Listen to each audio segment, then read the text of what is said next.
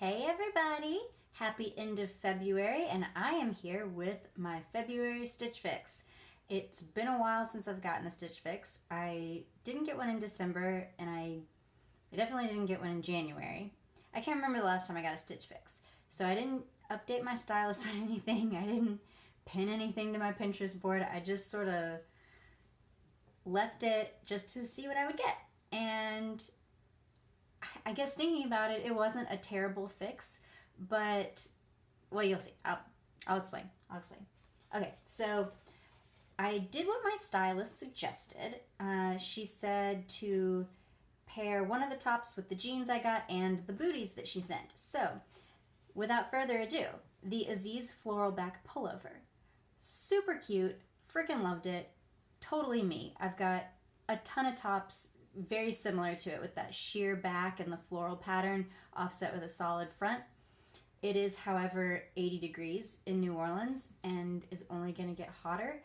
And to be fair, it was a little big. The sleeves were a little long. It was a little baggy. I didn't keep it.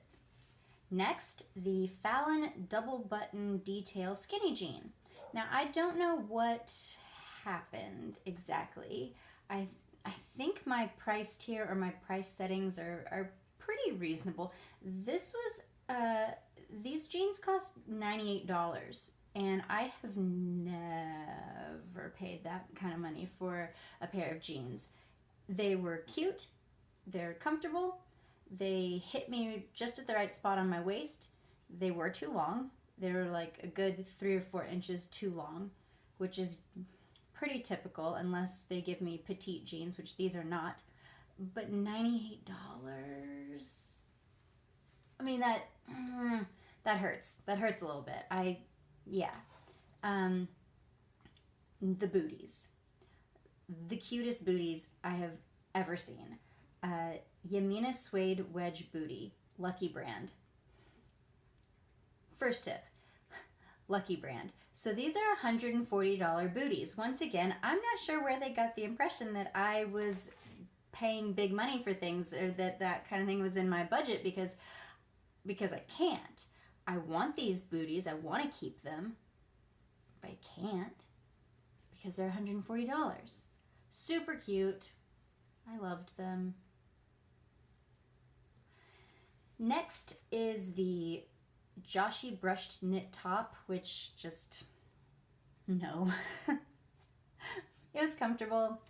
It was a sweater, again, and it's 80 degrees here in New Orleans. I'm not going to keep that. I also thought the turtleneck thing was kind of weird, and I didn't really like the pattern, so that was an easy one to send back. Last is the Johanna cargo vest, which was $68. Again, a little on the pricey end for me for something that's just a vest that I'm going to wear literally not that often throughout the year. It's seasonal at best. It was a little big.